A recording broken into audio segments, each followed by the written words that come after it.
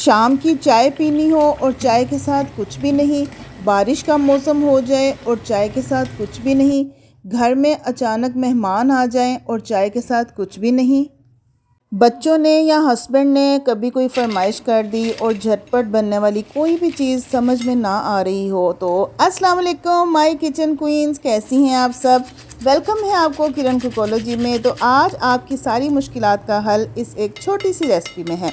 झटपट से बनने वाली सिर्फ 2-3 आलूओं के साथ, क्रिस्पी इतनी ज़्यादा, क्रंची इतनी ज़्यादा कि जो भी खाएगा तारीफ़ किए बिना नहीं रहेंगे। तो आलू के ये क्रिस्पी एंड क्रंची स्नैक्स किस तरह से बनते हैं, चलिए जल्दी से अपनी रेसिपी स्टार्ट करते हैं। रेसिपी अच्छी लगे तो चैनल को सब्सक्राइब कर दीजिएगा।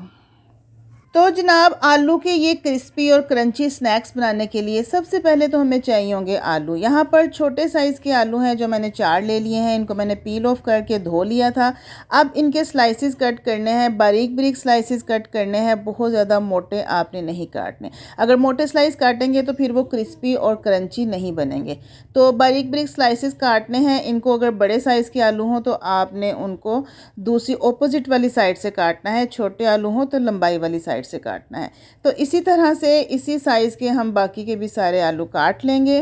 सिर्फ और सिर्फ 5 मिनट के अंदर अंदर ये रेसिपी बनकर तैयार हो जाती है, झटपट बनने वाली। सारे आलू काट लिए हैं। अब इसके अंदर जो एक्स्ट्रा पानी है वो हम रिमूव कर देंगे। चलें जिसको अब साइड पे करते हैं। अब इसका बैटर तैयार करते हैं। यहाँ पर है जी मेरे पास चावल का आटा 4 चम्मच और 4 चम्मच ही मैंने इसमें डाला है बेसन, यानी ये आधा आधा कप है। दोनों की बराबर सेम क्वांटिटी है। और अब मैं इसमें डालूंगी आधा चम्मच चिकन पाउडर। बहुत ही अच्छा फ्लेवर आएगा चिकन पाउडर से। नमक डाल लीजिए 1/4 टीस्पून या अपने टेस्ट के मुताबिक आप डाल लीजिए। सुरख मिर्च का पाउडर इसमें जाएगा जी 1/2 टीस्पून। और अजवाइन डालिए, हाजमे के लिए बहुत अच्छी होती है, 2 चुटकी के बराबर। और 1/2 टीस्पून इसमें जाएगा साबुत ज़ीरा। 1 चम्मच के करीब इसमें मैं डालूंगी साबुत धनिया, बहुत क्रिस्पी बनते हैं इसके साथ। और साथ ही थोड़ी सी काली मिर्च। अच्छे कलर के लिए इसमें येलो फूड कलर शामिल किया है, तकरीबन 2 पिंच। इन सारे मिक्स स्पाइसेस को हमने अच्छे तरीके से मिक्स कर लेना है। अब थोड़ा थोड़ा पानी लेकर हमने इसको मिक्स करना है। ज़्यादा एकदम से सारे का सारा पानी नहीं डाल देना, वरना गुठलियाँ बन जाएंगी और फिर आपसे हैंडल करना बहुत मुश्किल हो जाएगा। थोड़ा थोड़ा पानी डालना है और इसको मिक्स करते चले जाना है। ना ज़्यादा पतला आपने बनाना है और ना ही बहुत ज़्यादा थिक इसको रखना है। इसकी मैं परफेक्ट कंसिस्टेंसी आपको दिखा देती हूँ। अभी चेक करवाती हूँ चम्मच के साथ। अब लास्ट में इसमें शामिल किया है हरा धनिया, 2 चम्मच मैंने इसमें हरा धनिया डाला है। इसको अच्छे तरीके से मिक्स कर लेंगे। और कंसिस्टेंसी में आपको चेक करवा दूं, अगर आपने बहुत इसको गाढ़ा रखा बैटर को तो फिर आपके जो ये आलू के चिप्स हैं, आलू के कतले हैं, ये क्रिस्पी और क्रंची नहीं बनेंगे, फिर ये ढीले ढीले बनेंगे, नरम बनेंगे। तो इसलिए ना बहुत पतली रखनी है और ना ही बहुत इसको गाढ़ा करना है। जो आलू के अब स्लाइसेस काटे थे उसको हमने इस बैटर में डिप करना है। डिप करने के बाद एक्स्ट्रा बैटर हम झाड़ देंगे। और अब हम चलते हैं इसको फ्राई करने वाले प्रोसीजर की तरफ। फ्राई करने के लिए हमने ऑयल पहले से रख दिया था प्री हीट होने के लिए, लेकिन हमने इसको मीडियम से लो फ्लेम पर फ्राई करना है। इसको खोलते हुए घी में नहीं डालना, हल्के हल्के से बबल्स उठने चाहिए जब तक नीचे से इसकी जो कोटिंग है वो पक्की ना हो जाए, हल्का हल्का सा गोल्डन कलर ना आ जाए। इसको आपने बिल्कुल भी फ्लिप नहीं करना।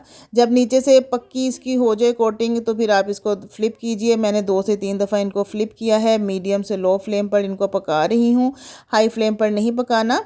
और तकरीबन 2 से 3 मिनट लगेंगे इसके फ्राई प्रोसीजर पे। और ये माशाल्लाह से हमारे डन हो चुके हैं। झटपट से बनने वाले हमारे स्नैक्स रेनी डे स्नैक्स हैं और बहुत ज़्यादा क्रिस्पी और एक्स्ट्रा क्रंची बन के तैयार होते हैं। चावल के आटे के साथ बहुत ज़्यादा क्रिस्पी बनते हैं। और जो इसमें चिकन पाउडर डाला था उसके साथ आपको चिकन का फ्लेवर आएगा। तो आप चेक कर सकते हैं किस कदर इनका साउंड जो है वो वाइब्रेट हो रहा है। क्रंची और क्रिस्पी बहुत ज़्यादा बन के तैयार हुए हैं।